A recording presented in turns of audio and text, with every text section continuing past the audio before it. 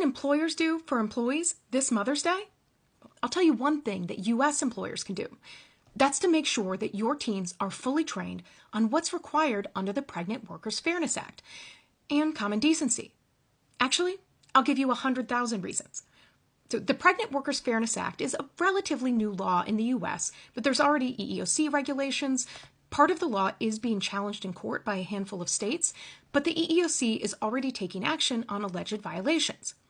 Now, sometimes when people read the things that are required under this act, they think a lot of this does seem like very common sense, basic decency, accommodations, consideration, conversations. And they'll ask, is this really necessary as a law?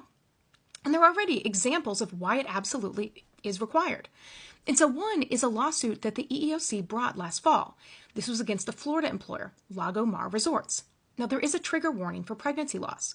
Now, so as alleged in this lawsuit, again, brought by the EEOC, which is a bit unusual, not just the employee. So this employee was a line cook. She was 5 months pregnant. On July 3rd, she unfortunately had to go to the hospital and let the resort know. On July 4th, she let them know she was still there. And she unfortunately suffered a stillbirth. So on July 5th, her doctor let the resort know and also said that she needed 6 weeks off to recover and grieve. Now, how did the resort respond? Well, again, allegedly, according to the lawsuit, on July 6th, they sent a letter letting her know she was terminated from employment.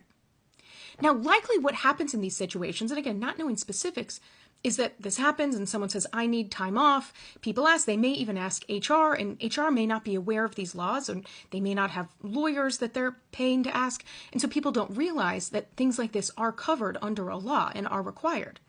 And too often, employers look at literally the bare floor. Like, what do we have to do? Not thinking about this from a common decency perspective. The act of someone who had just suffered a loss of an expectant child getting a letter the next day that you have also lost your job. And so it's incredibly important that organizations proactively talk about things like training and also talk about things like how you react to someone in the moment and how that matters so much, in addition to figuring out what's required and what policies are. But so Lago Mar Resorts learned this the hard way. So they have, again, EEOC had brought a lawsuit. In addition, or instead of fighting out the lawsuit, they entered into a settlement, a consent decree, where Lago Mar does not admit any fault, but they did agree to pay $100,000, about $7,000 in back pay, and the rest, over $90,000, in compensatory damages to this employee. And in addition, they have to do all sorts of things. Have all of these trainings to managers, trainings to employees. These trainings, the EEOC has the opportunity to sit in these trainings. I've given trainings for similar things, and the EEOC often has to look through every page of the deck. They also have the right to, or they have to get reports from Lago Mar of accommodations that are requested and things like that to make sure that they're staying in compliance. All of these things required because the gut instinct when they had an employee who suffered a child loss was instead to terminate them from employment.